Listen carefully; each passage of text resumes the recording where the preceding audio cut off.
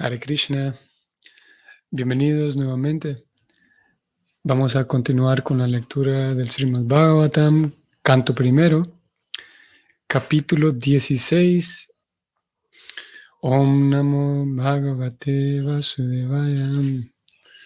Om Namo Bhagavate Vasudevaya. Om Namo Bhagavate Vasudevaya. Bien, el tema, el título de esta sección, el título de este capítulo es cómo Pariksit recibió la era de Kali. Como ayer dijimos, ayer relatamos brevemente, y es que Pariksit, que aparece en el título de este capítulo, Pariksit, al momento de que terminó la batalla de Kurukshetra, él aún no había nacido, él estaba en el vientre de su mamá, y Uttara, ella estaba embarazada, la batalla terminó, los Pándavas ganaron, y después de haber ganado la batalla, la guerra, sucede que murieron, o más bien mataron, asesinaron a los hijos de los Pándavas. Por lo tanto, ya no, a pesar de los Pándavas haber ganado la batalla, no había un heredero. Ok, se había solucionado el problema porque los Pándavas ahora por fin iban a reinar, pero después de que ellos partieran no había un heredero porque sus hijos los acababan de matar. Todo esto lo leímos en capítulos previos. Pero sucede que a pesar de haber muerto los hijos, había un nieto que estaba vivo. En realidad no había nacido, pero estaba vivo ya en el vientre. Y ese nieto de los Pándavas era Pariksit, que aquí lo encontramos en el título de este capítulo. Pariksit, el nieto especialmente, o más específicamente el nieto de Arjuna, que estaba en el vientre de su mamá Uttara.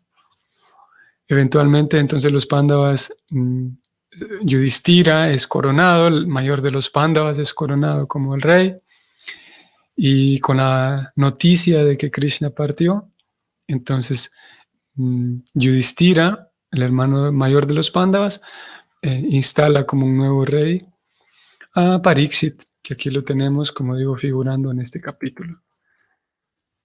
Y como otra cosa también preliminar, es que recién leímos en el capítulo previo, desde el capítulo 14 y 15, leímos cómo era evidente, se comenzó a volver evidente el hecho de que había muchos desórdenes sociales, desórdenes, podemos decir que la naturaleza estaba alterada, ¿no? La naturaleza del ambiente, la naturaleza de los intercambios interpersonales, y estaba alterada de tal manera que era desagradable. Y eso indicaba, por lo tanto, indicaba la llegada de la era de Kali. Y termina de manifestarse plenamente la era de Kali al momento en el que Krishna parte del planeta. Una vez Krishna parte del planeta, se va. Entonces la era de Kali comienza a hacer su influencia, y dos características principales que son las características más comunes mencionadas en relación a la era de Kali. Siempre se la menciona a ella como la era de riña e hipocresía, la era de falsedad y de problemas. Y dos características, ambas, que tienen que ver con el relacionamiento interpersonal. La falsedad, o específicamente, textualmente, riña e hipocresía. Entonces, los Pándavas escuchan que Krishna partió, ellos también deciden partir, lo vimos en el capítulo 15, y aquí lo tenemos entonces a Pariksit, que es el nuevo rey, y aparte de ser el nuevo rey, su mandato, su reinado, su servicio a la comunidad como rey, corresponde a la entrada también de la era de Kali. Así que él ya tiene un gran desafío de entrada, y es descifrar qué va a hacer para mantener el bienestar de los ciudadanos, teniendo en cuenta esa gran variante que es la era de Kali, cosa que seguramente fue un gran desafío. Así que este capítulo nos va a introducir a eso, cómo Pariksit recibe la era de Kali. Hay algo muy interesante con este capítulo y realmente es muy interesante como la, podemos decir así, la apertura y la manera orgánica en la cual el Bhagavatam va desarrollándose y la manera libre de una rigidez irracional. ¿A qué me refiero? Voy a mostrarles ahora aquí en la pantalla, ven. El capítulo es ese, cómo Pariksit recibe la era de Kali. Y ustedes tal vez recuerden, ayer hicimos la lectura completa del capítulo. Y vean, vamos a notar algo aquí. Desde el primer texto, el orador comienza relatando el nacimiento de Pariksit. En el segundo verso indica Pariksit con quién se casó.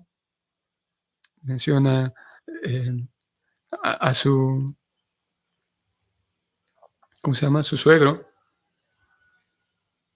Luego menciona algo más de Pariksit, como él, aparte de tener buenas cualidades en el primer verso, de casarse en el segundo verso, en este tercer verso se menciona cómo él hizo grandes hazañas comparadas con otros que eran hazañas que no eran tan difíciles de ejecutar y al mismo tiempo eran actividades que beneficiaban incluso al hombre común, es lo que dice el texto 3. Y el texto 4, aquí donde está lo que buscamos.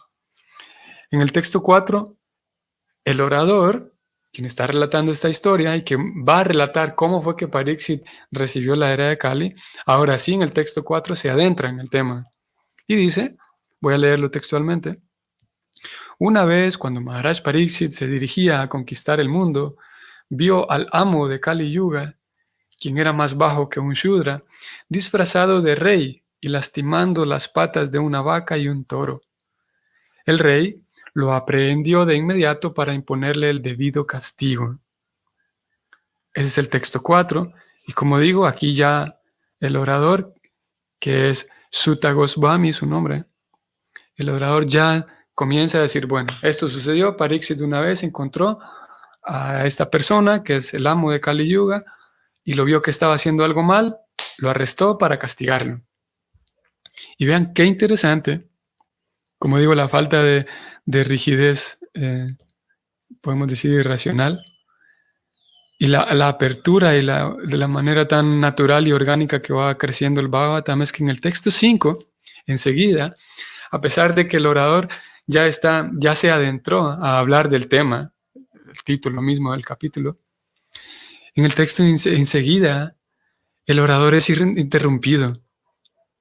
Y a Sutta Goswami lo interrumpen y alguien le pregunta, en el texto 5, Saunaka se llama quien pregunta, y él pregunta, ¿por qué Maharaj Pariksit tan solo lo castigó? Si se trataba de alguien más bajo que los Shudras, había venido disfrazado como rey, había golpeado la vaca.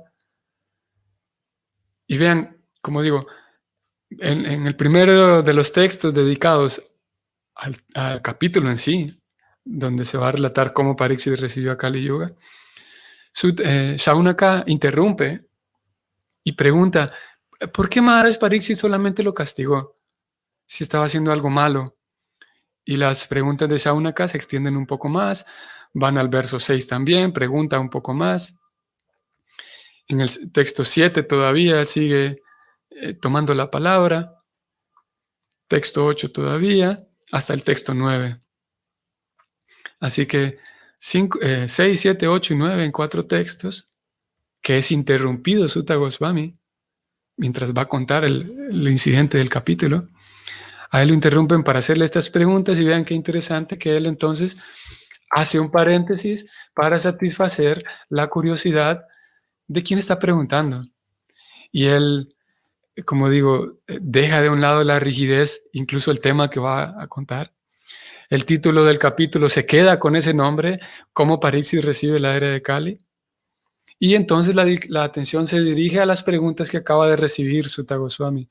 Tanto así que entonces termina todo el capítulo se queda con ese nombre, el nombre es cómo Pariksit recibe la era de Kali, se queda con ese nombre, con ese título, pero aún así transcurre todo el capítulo Y no se relata más acerca de Paríxis recibiendo la era de Kali, sino todo el capítulo más bien es dedicado a responder las preguntas que fueron aquella interrupción que hizo Saunaka para presentar sus preguntas, sus interrogantes. Y con mucha paciencia y gentileza y con apertura, entonces, como digo, Sutta Goswami aparta el tema un momento y viene y responde todo lo que le preguntaron. Y es así que las respuestas a esa pregunta no programada, digamos, él iba con su flujo del Bhagavatam, le preguntan esto, entonces él construye todo un capítulo y llena todo un capítulo con esa respuesta. Y vamos a ver cómo hasta el siguiente, voy a volver aquí al texto para que ustedes lo vean. Voy a volver al texto 4, vean. El texto 4 iba a comenzar con la descripción de cómo Paríxis recibió la era de Kali.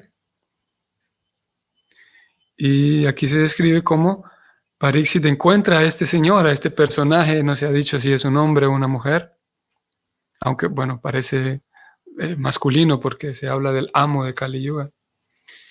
Entonces Paríxis lo encuentra y lo aprehende, lo somete para darle un castigo, ¿verdad? Este es texto 4, vean. Y vamos a ir al capítulo 17. Ustedes van a ver cuál es el título del capítulo 17. El castigo, ahora sí, por fin. En el siguiente capítulo se retoma el tema que había en el texto 4 del capítulo anterior.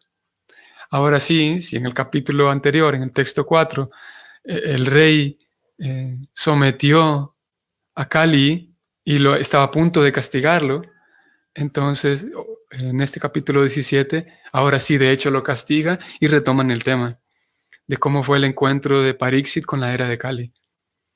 Y aquí en este capítulo lo castiga y le da una recompensa, y eso lo vamos a ver cuando corresponda leer este capítulo. Lo que quería señalar aquí era eso, cómo un capítulo entero se alarga y se pospone, podemos decir, a causa de la pregunta del discípulo, quien no duda en presentar sus preguntas, sus interrogantes, con honestidad y de manera transparente, presenta la duda que tiene en su corazón, en su cabeza. Y lo mismo ocurre en la Gita, si ustedes recuerdan. Hay varias ocasiones en donde vamos a ir allá para hacer el ejercicio y hacer esta comparación. Aquí está, capítulo 5. Vean qué interesante también, algo similar aquí ocurre entre esa dinámica entre profesor y alumno, maestro y alumno, esa dinámica que acabamos de observar aquí en Shaunaka, que interrumpe a su maestro y le pregunta, le pide por favor, le describa un poco más, haga un paréntesis y describa un poco más de este tema. Y el maestro con completa cordialidad lo hace. Vamos a ver esa misma dinámica o una similar en el capítulo 5 de la Gita. Para dar un contexto, vamos a ir un poco atrás. Para dar un contexto, es que Arjuna decide en el capítulo 1 no pelear. En el capítulo 2, Krishna trata de convencerlo de cómo el alma nunca muere, así que pelea porque es tu deber, le dice Krishna. Y luego en el capítulo 3, Krishna le sigue recomendando, ya aquí le comienza a hablar del acto de ofrendar. En el capítulo 4, Krishna no solamente le habla de la ofrenda, sino cuáles son los elementos de la ofrenda, el conocimiento. Aquí le habla acerca del maestro espiritual también. Y sigue recalcándole, Krishna, la importancia de pelear. De hecho, vamos a entrar aquí en el capítulo 4. Vean el último verso del capítulo 4. Krishna por fin le dice, por lo tanto, Arjuna, las dudas que te han surgido en el corazón por la ignorancia, córtalas con el arma del conocimiento. Levántate y pelea. Dale. Krishna no deja de animar a Arjuna a que pelee. Este es el último verso del capítulo 4. Krishna acaba de decirle a Arjuna que dale, Arjuna, pelea, no te preocupes, eso que tienes en el corazón es ignorancia, ármate con el conocimiento trascendental y pelea. Y aquí Arjuna lo interrumpe y vean qué interesante la intervención de Arjuna. Inmediatamente después, texto 1 del capítulo 5, Arjuna le pregunta, Krishna, primero me pides que renuncie al trabajo, que me vuelva un renunciante, y después me recomiendas de nuevo que trabaje, pero con devoción. ¿Tendrías ahora la bondad de decirme definitivamente cuál de estas dos cosas es la más beneficiosa? Y aquí lo mismo, Krishna entonces hace un paréntesis, introduce nuevamente el tema de la diferencia que hay entre la renuncia al trabajo y trabajar con devoción. Vean, inmediatamente Krishna toma la palabra y dice, Krishna, la renuncia al trabajo y trabajar con devoción son buenos para la liberación, pero de ambos, el trabajo con devoción es mejor. Así, en pocas palabras. Lo que vinimos a buscar aquí es esa dinámica que hay entre maestro y discípulo, maestro y estudiante, como el maestro en ambos casos, tanto Krishna, en el caso de la Gita, y tanto Sutta Goswami, en el caso de que es quien está narrando el Bhagavatam, ambos transmiten confianza hacia el discípulo, hacia el estudiante, de tal manera que el estudiante se sienta en confianza suficiente para interrumpir un tema y presentar sus dudas. Es un elemento interesante también aquí. Podemos ver entre líneas y podemos de manera implícita ver también el carácter del maestro. Que el maestro no está con arrogancia simplemente hablando y hablando, sino él también transmite esa confianza para que el discípulo con completa apertura pueda presentar sus dudas y no llegue el momento en el que, o reducir más bien la posibilidad de que el discípulo piense que mejor no pregunto esto porque es una pregunta muy tonta, o es mejor no pregunto esto porque ya lo pregunté la vez pasada. A Arjuna le sucede que vuelve y pregunta lo mismo. Y el maestro, como digo, en este caso Arjuna, Krishna, que era su profesor, su maestro, pero en el intercambio de maestro espiritual y discípulo, el maestro en general transmite eso, de que esa seguridad y esa confianza al discípulo, de que puede preguntar lo que sea, de manera genuina. Y vamos a adentrarnos aquí todavía en el 4.34 de la Gita, que es el famoso verso que habla del maestro espiritual. Aquí es este famoso verso en donde Krishna le dice a Arjuna que tan solo trata de aprender la verdad acudiendo a un maestro espiritual. Hazle preguntas de un modo sumiso y préstale servicio. Las almas autorrealizadas pueden impartirte conocimiento porque han visto la verdad. Es lo que Krishna le dice a Arjuna. Vamos a bajar un momento. Y estoy buscando esta línea. Voy a subrayarla aquí y voy a leerla. Esta sección del significado dice: un maestro espiritual genuino es por naturaleza muy bondadoso con el discípulo. Lo que hemos venido diciendo. Un maestro espiritual genuino es por naturaleza muy bondadoso con el discípulo. Y voy a subir un momento más aquí. Voy a subrayar unas líneas un poco más arriba. Y leo textualmente. En este verso se condenan tanto la adhesión ciega, ser un seguidor ciego, y también se condenan las preguntas absurdas. No solamente uno debe oír sumisamente al maestro espiritual, sino que también se debe llegar a comprender claramente lo que él dice, con sumisión, servicio y preguntas. Así que hemos estado hablando de esa, por un lado, la falta de rigidez, digamos, o la ausencia más bien, la ausencia de rigidez que apreciamos o que se hace manifiesta en este capítulo 16 del Bhagavatam, en donde el discípulo de manera cordial y amable dirige la atención del tema hacia aquello que le interesa al discípulo en ese momento. Y obviamente también tanto el maestro espiritual tiene una cierta calidad y el discípulo también tiene cierta calidad. Si el discípulo tiene dudas, como lo acabamos de leer, tiene no solamente dudas, sino si el discípulo pregunta, si el discípulo tiene preguntas absurdas, ahí estamos hablando ya de otro tema. Ambos, el discípulo y el maestro, necesitan ser genuinos. para que la ciencia espiritual, al menos como está descrita, como está planteado el esquema del Bhakti Yoga, es que se necesitan un discípulo genuino y un maestro genuino. Y el discípulo, al ver que el maestro es genuino, entonces, y si el maestro es genuino, entonces naturalmente se despierta admiración por el maestro, se despierta cariño también por el maestro, aprecio, cariño, y de manera muy natural hay un deseo y un gusto natural por ofrecer un servicio para este maestro, sea un hombre o sea una mujer. Si el maestro genuino va a despertar eso, se va a despertar eso en el discípulo.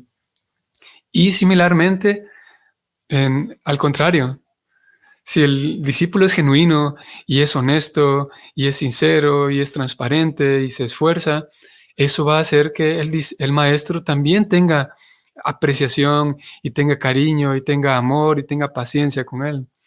En ambas direcciones, por esa razón se desarrolla una relación de amor, una relación de confianza y de amistad, porque ambos saben del otro, ambos saben que él es genuino y que él es honesto y que él es transparente. El maestro sabe que el discípulo hace su mejor esfuerzo, que es torpe, sí, que está aprendiendo, tal vez, que no sabe ciertas cosas, sí, pero el maestro al ver si es genuino el discípulo, al ver su honestidad, su esfuerzo genuino y sincero, su deseo por aprender, su deseo por mejorar, el maestro va a despertar, su discípulo va a despertar cariño naturalmente. Y si hacemos al revés, también es natural. Y es uno de los elementos tan lindos y tan agradables de la relación entre el maestro y discípulo. Un comentario aquí. Radhe Katwani, Hare Krishna. Saludos. Muchas veces no hacemos preguntas porque no queremos molestar al maestro. Sí, eso es verdad. Pienso que nos pasa con frecuencia o nos pasa a muchos porque da la impresión de que vamos a molestar al maestro. Dentro de la psicología podemos comprender que hay algunos complejos de inferioridad y superioridad, ¿no? Si yo, por ejemplo, tengo un pasado en el cual mi relación con las autoridades, con mis padres, tal vez, principalmente con mi padre o con mis padres, si esa relación ha estado no muy saludable, posiblemente en algunos casos eso genera que la persona entonces tenga miedo a expresarse frente a la autoridad, porque tal vez en la niñez, cuando ella o él se expresaba frente a sus padres censuraban esa expresión, censuraban o regañaban cada vez que el niño se mostraba o daba una opinión, etc. Y posiblemente eso también se traiga al servicio devocional. No posiblemente, sino en algunos casos eso definitivamente se trae al servicio devocional. Y al maestro espiritual, inconscientemente, la persona lo va a relacionar con su papá o su mamá. Y si con su papá era imposible expresarse porque el papá tal vez regañaba o simplemente el papá no estaba presente, entonces el niño no aprendió a cómo expresarse frente a la figura de autoridad. Son diferentes variantes que podrían causar que uno piense que no pregunto esto porque él se va a enojar conmigo, ¿no? Porque mi papá se enojaba conmigo. Es una variante. Y posiblemente también hay el caso de que el maestro sí se enoje, ¿no? Hay diferentes maestros. Hay diferentes maestros que tienen diferentes formas de ser, diferentes personalidades. Habrá maestros que son más sensibles a enojarse, ¿no? Y tal vez podemos escoger o buscar a ciertos maestros que no se enojen para hacer mis preguntas. Pero incluso en la Gita, voy a ver si puedo localizarlo aquí rápido. Incluso en la Gita llega un momento en el que creo que es capítulo 2. Y muy interesante porque Arjuna le dice a Krishna, llega un momento en el que Arjuna le dice a Krishna, Krishna, tú hablas muy enredado, Krishna, tú no... Vean, en el capítulo 3.2, después de que Krishna trata y de insistirle, de instruirlo a Arjuna, de que pelee, Arjuna dice lo siguiente, Krishna, mi inteligencia se ha confundido por tus ambiguas instrucciones. Así que por favor dime en definitiva qué es lo más provechoso para mí. O sea, en otras palabras, Arjuna está diciendo, Krishna, tus instrucciones son muy enredadas, muy... eh, eh, podemos decir que Arjuna se atrevió a eso, ¿no? A decir que yo no estoy entendiendo porque tú no me explicas bien. Y es curioso, ¿no? Porque él con apertura expresa de que no te estoy entendiendo, Krishna, explícame de vuelta, por favor. Y como vimos también más adelante, hacia el capítulo 5, Arjuna vuelve a hacer lo mismo, le dice, Krishna, no te estoy entendiendo. Primero me dices que pelee, luego me dices que no, explícame bien. Y afortunadamente Krishna es Krishna y es el maestro espiritual supremo. Y Krishna no se enojó con Arjuna, ¿no? Posiblemente nosotros sí encontremos a algunos maestros que de tanto preguntar si se enojen. Eso indudablemente también está presente. Y algunos sí se molesten. Posiblemente si quitamos a Krishna de la Bhagavad Gita y pusiéramos a cualquier otro maestro, posiblemente otros maestros sí se hubieran enojado con Arjuna porque Arjuna mucho lo interrumpe o porque Arjuna mucho pregunta. Pero el caso es diferente. El caso es que Arjuna tiene esa apertura y en la medida de lo posible, sí nos es posible, podemos acercarnos a devotos o a maestros con quienes tengamos esa apertura para preguntar. Y no necesariamente tal vez con maestros así oficialmente, él es un maestro, sino posiblemente con simplemente otros devotos que tengan más experiencia, con quien yo me sienta en completa apertura para preguntar una vez y una segunda vez, y si no me quedó claro, nuevamente. No necesariamente tendrían que ser oficialmente un maestro, este devoto o esta persona para yo pedirle ayuda, ¿no? Y por último, ya que el tiempo nos llegó y nos detuvimos en este tema, por último también vale la pena para aquellos quienes estemos interesados en ayudar a otros, también vale la pena aprender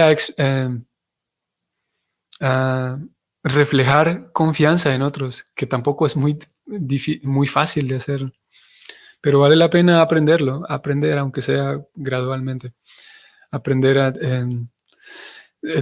transmitir confianza y apertura para que en algún dado momento en el que alguien se acerque a mí a preguntarme o a pedir algún tipo de guía, entonces yo lo puedo hacer con esa misma apertura, para entonces transmitir esta cualidad del maestro. Tal vez y indudablemente nosotros definitivamente no somos un maestro oficialmente, pero podemos observar esa cualidad y tratar de alguna manera de aprenderla y aplicarla, transmitir esa confianza.